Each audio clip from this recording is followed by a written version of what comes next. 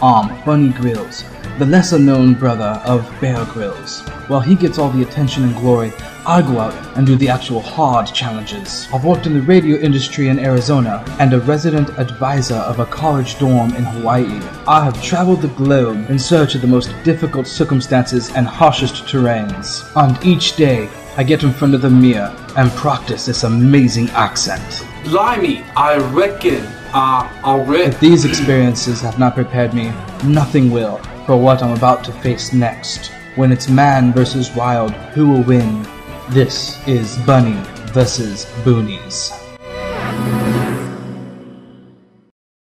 Today, the most dangerous terrain I've ever had to do. Guam. No sign of civilization anywhere. Pay no attention to the four-wheelers. There's still no civilization here, I swear. It's hot and arid. In order to survive, I've had to recycle my own urine.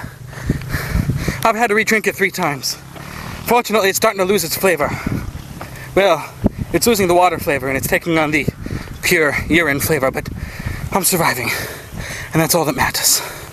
For health and safety reasons imposed on me by our lawyers, I've had to bring along a skeleton crew of staff. However, I never received any support from them at any time during this journey. Have to walk through some very tall grass. I'm still stranded in the middle of an arid desert, miles from anything that remotely would resemble civilization. We could be here for years at this rate, and no one would ever find us. A few years back, there was a Japanese pilot in World War II who was crash landed on this arid, forbidden wasteland. He was found 40 years after he landed, hiding in captivity, all alone the whole time. I fear I may become like that.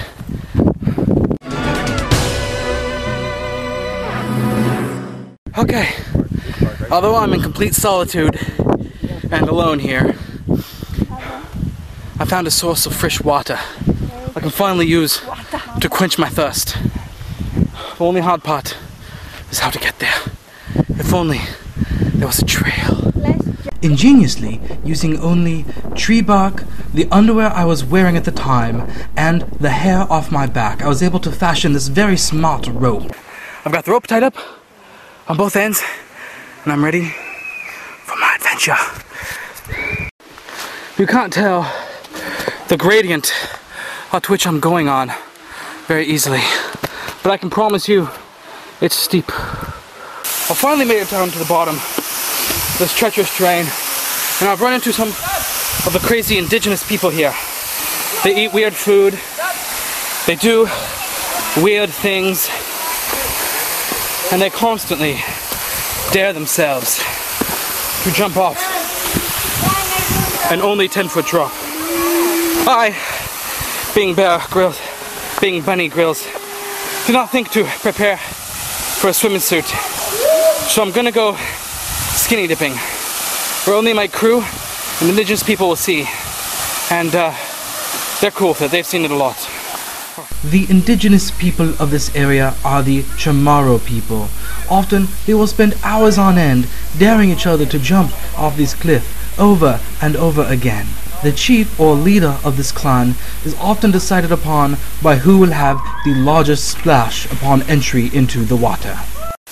Judging by sheer girth alone, I believe this man to be the chief of the kingdom. You become dehydrated on a walk like this, just wring out this man's shirt and you'll have all the water you need for a week's supply. But you might want to kind of evaporate the salts out of it because, ugh. Having had an impossibly long day, the people have offered to let me stay the night over, which I shall do, giving me much needed rest and energy for the day's journey ahead.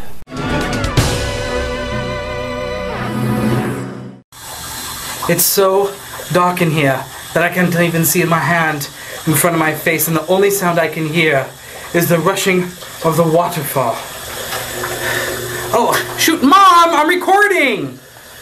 It is so dark by these falls. I wake up the next morning to the sound of splashing as the locals have continued their game of jumping into the water.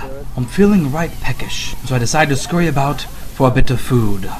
Alright, I found one of the crazy animals here, one of the frogs.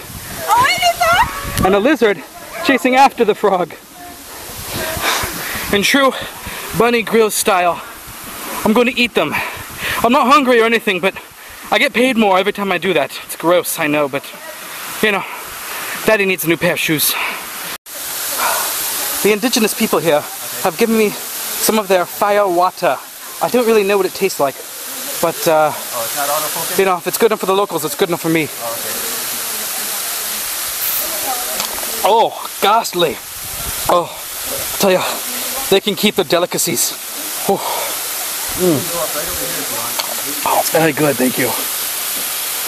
After breakfast, all gather around the village squire, and he tells them the legend of the bottles. Tourists have left these bottles behind, and the indigenous people don't know what to do with them. It's all wacky. Basically, if you've seen the movie The Gods Must Be Crazy, it's that, just rehashed, so we're not allowed to show more of it for copyright purposes, you understand. As they continue to explore the purposes of bottles, I leave the tribe behind to continue on my journey.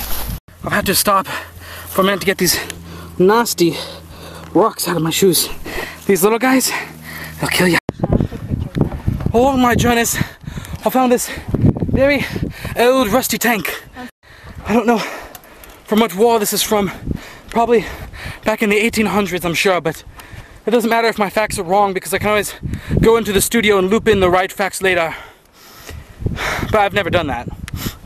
This Japanese-owned tank actually dates back to the late 1940s and lost in the face of war during America's conquest to regain the land in the Pacific during the latter end of the World War II.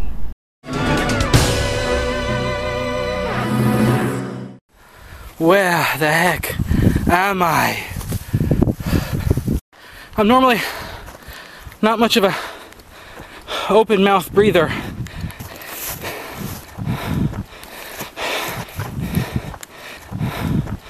But I've run entirely out of sweat, and so I'm doing the dog trick of panting to cool me down.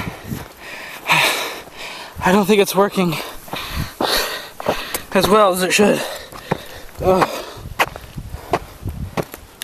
I reckon this is the end of Bunny Grylls.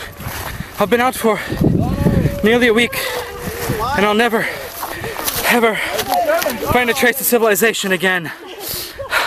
Oh, are you talking to yourself? Oh, we're there. All right.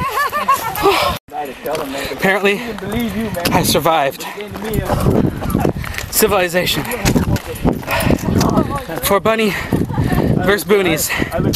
This is Bunny Grylls.